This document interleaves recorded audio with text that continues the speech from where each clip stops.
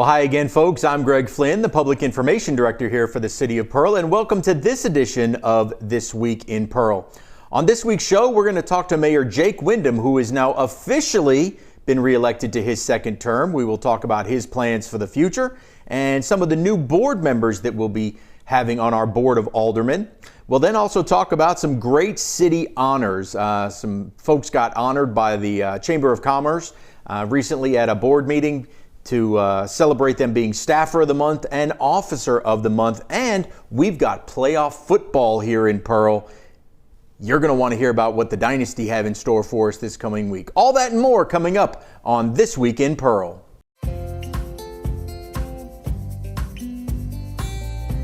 Hello, I'm Mayor Windham, and I'm thrilled to show you the city creating its own future. Pearl is located in Rankin County, the fastest growing county in Mississippi, and there's no question why. Access to great schools, even better shopping, and unbridled beauty make Pearl a town that truly embodies its name. And with a truly exceptional team of first responders, public safety is another key component of our success. With fantastic housing opportunities from quaint suburban neighborhoods to gorgeous lakefront properties, there's a place for you here in Pearl. You can't beat the location. Right outside of Pearl is the crossroads of the South, where Interstate 20 meets Interstate 55. From here you can travel anywhere within the state or the country. Or you can choose to stay right here in Pearl to enjoy a Mississippi Braves baseball game or experience the small town atmosphere, community pride, and heart of the local residents. Welcome back into This Week in Pearl. We are now joined by our mayor, Jake Windham, and I guess it is the re-elected Jake Windham, the officially re-elected Jake Windham. So you know you're for sure getting 4 years, sir. 4 years. We had I think Warren Buffett got a few votes, and Mickey Mouse and in the Donald write-ins Duck too. So maybe I can I don't know, redeem myself with some of those voters that were out there. But yeah, I want to thank the citizens of our city again for putting their trust in me, and did not have opposition. I was very thankful for that, and now it's just time to continue working. I mean, we haven't really stopped trying to cultivate the work product that we want to present to our citizens, which is, you know, giving 100%, making sure that we're doing what we need to be doing in every aspect of the city. Well, we have a lot of continuity returning on the board. We will have 2 new members out of the 6. So, you know, what is your hope going forward now in working with the board you've been working with and acclimating our 2 new aldermen coming in? One of the things that we're going to do, the current board members and myself, you kind of learn by being just thrusted into the fire, right? I mean, that's it. You just learn it. I mean, simple things that make that job a little bit easier for them. We got a different work order system than what we did 4 years ago. It's much more organized than prior to. But just other things, Robert Rules of Orders, how to go to a meeting, what's the conditional use, what's a variance. So myself and my assistant Kathy Bourgeois, we put together a presentation actually next Thursday and Friday for the oncoming board members, where we let department heads tell them what's going on, what they do, put a face with a name, introduce themselves, tell them about some ongoing major projects within their departments. And then we'll do that Thursday afternoon, roll into Friday, get some of our engineers, architect that's for the city, come in again from 30,000 feet, tell what's going on. That way they're fully informed as we move forward, all the way down to an agenda. The newly elected aldermen might know about it, but like an agenda packet that goes with the agenda, the docket that they actually have to approve, the expenses of our city, and then a revenue expenditures report. That's looking at the budget, saying, look, you know, being able to check out these line items, seeing how we're spending and how we're tracking, trying to show all those things in an 8-hour period. And we're going to do that on a Thursday afternoon break and do it on a Friday morning and break and go through and try to answer any type of questions to try to get those guys ready to serve the citizens in District 2 and District 1. Well, again, with the continuity that you've had, you know, the last 4 years have been very fiscally conservative even with some new board members coming in, and we probably look for that to continue. Yeah, so what we want to do is make sure that we plan or budget for things. The thing that I do not do, and I think that everybody understands this, if you go to Rebel Hardware and you have to get a screw to repair something, you better have a PO for that screw. It reconciles our accounting system and make sure it's just like somebody's check ledger. If you write a check, you got to make sure it's in the ledger and it reconciles into our accounting system. So making sure that we're doing those things keeps us on track, looking at our revenue expenditures report. Also, our purchasing clerk and our budget director, let me back up, Leah Cooper's our purchasing clerk, and also Twala Grant's our budgeting director. I ask them to make sure that they track on line items. I look at line items. And if we have some expenditures, you're supposed to get things done for your citizens. The first couple of years, we were just we were hemorrhaging, so we're beyond that now. Our fund balance is up now. We want to try to do the things that are possible for our citizens. So that means more projects as we roll in, but all those projects will be budgeted projects, and we won't overextend ourselves. Again, you can only get so many projects done at a time because you want to make sure you're physically conservative, that you're paying for these things and not putting yourself in a compromising position. Well, it's going to be exciting. On July 1st at 10 a.m. we will swear in. You guys will all take the new oath of office at City Hall. And then the first new board meeting will be July 6th, coming right off the holiday. So yeah, no time to waste. No. None of this, more of this. Get back on the grind, right? And so we just move right into it. And I'm looking forward to it. It's a really good job. I tell people, there's a lot to put your arms around at times when you're talking about a city of our size. But we're in the business of helping people. We're in the business of making bad things good, good things better, and good things great. That's what we want to continue our mantra on that. Actually, you were in the staff meeting yesterday, and I asked for department heads and yourself to dream big. Things that we see in other cities, we want to make sure that we're trying to go out there and, it might sound pie in the sky, but we want to go after that, because if you don't believe it, it can't never happen. So you gotta work towards it, and persistence will get you there. I believe there's some goals that I have that I just feel them like they're at the end of my fingertips for the city itself, and I think if I could just keep pushing, keep grinding, and I want to encourage our people to do that too. Well, talk about pushing and grinding on some projects. I know you gave us a couple of good updates. The West Rankin Parkway, which is basically the Pearson Road extension. Boy, that's just, you've been pushing and grinding on that, but it sounds like while it's slow, there is light coming. There is progress coming. There's a change order that's been submitted by the contractor, but there is still work being done.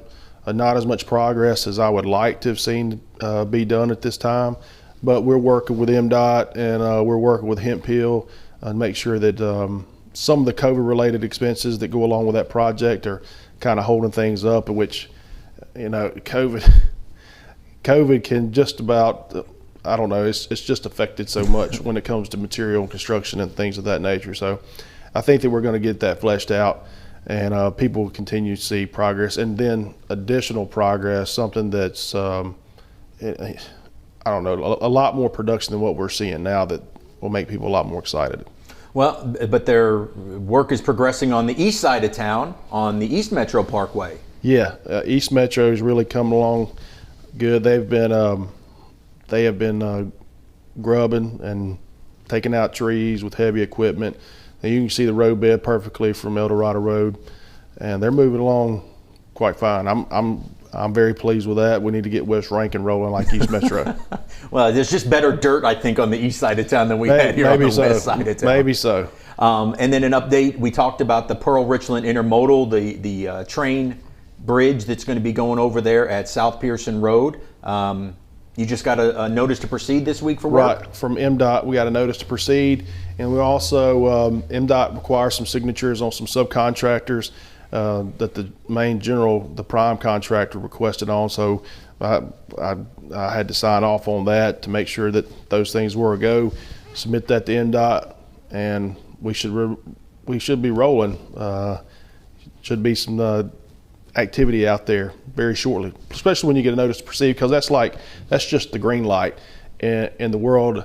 And I'm going to start using these acronyms in the LPA process, which is a MDOT process. That's the green light to move forward on notice to proceed. Well, again, those projects, they don't always come as fast as we want them to, but they are going to get done. I mean, it's just patience, patience, patience, right? Yeah. You got to learn that.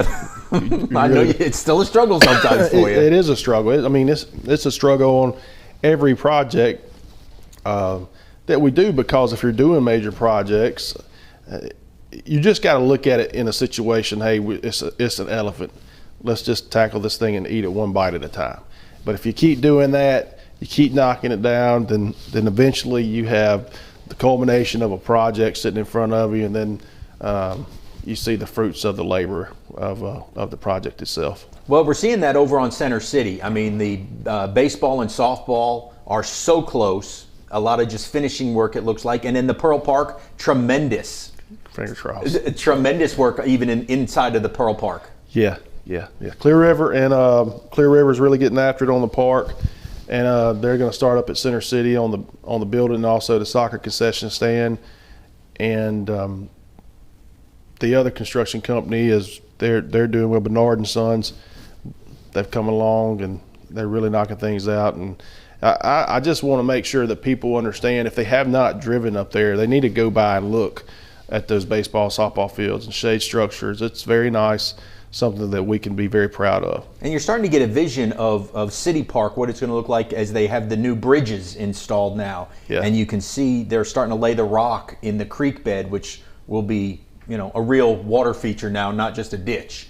Yeah, and I've had people ask me about why don't we close it up and just put culverts in.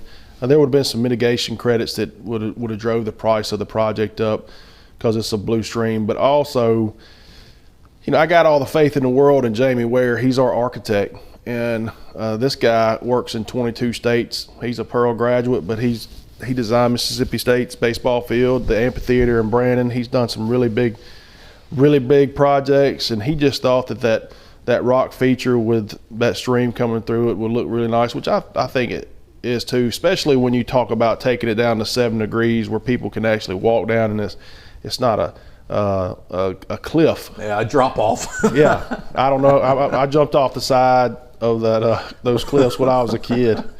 I probably really wasn't finding any type of historical rocks in that ditch, but I thought I was. A couple other things. I know that speaking of parks, Bright Park, Jenkins Park, they're looking great. We have a new addition now to Bright Park, as the Girl Scouts have made a donation out there. Yeah, they made a little, it's like a birdhouse. It's a library, and it's really good. The Girl Scouts, Christina Woods, and she's a scout leader, and the girls in that troop helped build this bird library for the park itself, and it really turned out nice. So I'm excited about that. And they plan on doing more. They plan on doing one for City Park upon completion. And it's just a nice community vibe to have this.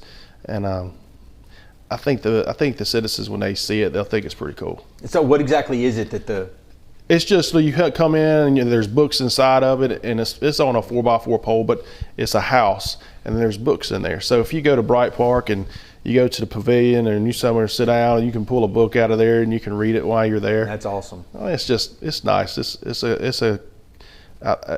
I guess it's a cool theme. I like it, and yeah. I'm thankful for them. It's just one of those things, getting involved in your community and trying to do something. Well, and we have those beautiful, that beautiful little pond right there with the aerator now, so it stays nice and clean. You can sit down on a bench right there on the water, watch those little turtles jump in and read a book. Get there early right now. It's hot. Summer is here in Mississippi. I was talking to Coach Hunter on the phone today. I was thinking, Lord, I've been here 42 years. You never get used to when the heat comes around, No, it is definitely blazing out there right now, but the real sign of summer is 4th of July, and we're going to have a lot more details here coming up But it looks like we are going to have another fireworks 4th of July celebration here at Trustmark Park. Right. I've been in contact with Pete, and Pete just wants that to continue. The team's actually going to be out of town July 4th. But we had such a great turnout last year. There were more people at the fireworks show last year than I've ever seen at an Ole Miss Mississippi State game. The cars I'm talking about, it was just unreal. You were there. Yeah. It was amazing. So they're going to offer that same thing, not only for Pearl, but other people in other communities want to come out and see and celebrate the 4th of July. It's been a long tradition, and I don't know, it's just to celebrate our independence, celebrate being a country. It's just a great time for the United States, and I just want to welcome everybody to come out to Pearl and enjoy that. Well, it's great for people to mark your calendar for that, because now that their COVID restrictions are pretty much gone, you can go in and sit in the shade in the evening, and the stadium can be full. They'll have games on the field. The video board will be going with entertainment.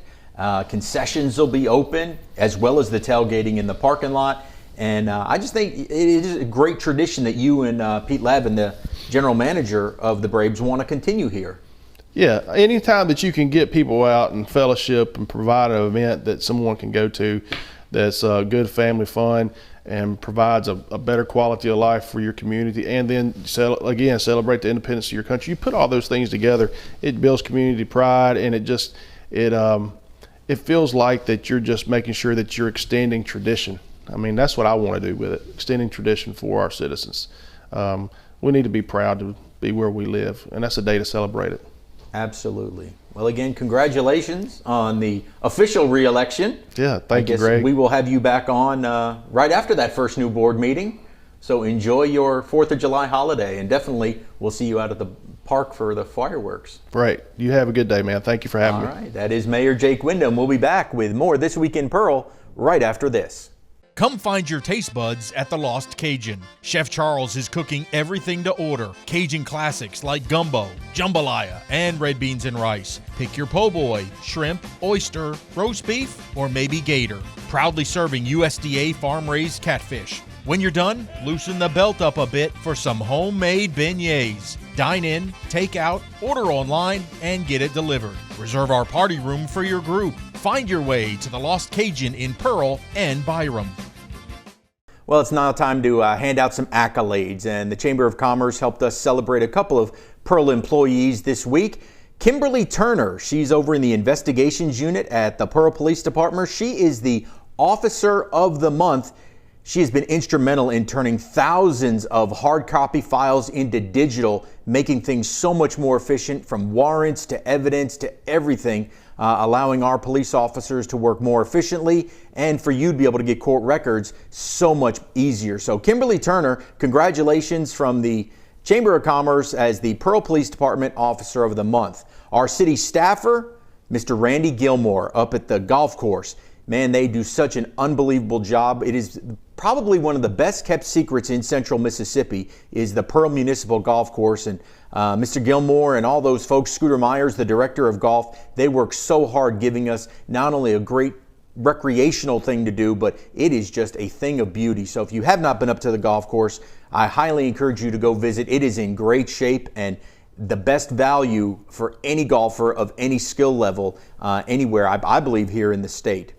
Finally, there's going to be championship playoff football here in Pearl this week as the Mississippi Dynasty are in the third round of the playoffs. It is the conference championship. They'll be playing this Saturday at Shepherd Football Field, which is right behind City Hall. Game is at 6:30 on Saturday evening against the Crescent City Kings. Admission is just $10, and this is a great, we tell you all the time about how great the Dynasty is. They are a great football team, and they represent not only Pearl so well, but Mississippi as a whole as they continue their march to what we hope is a championship.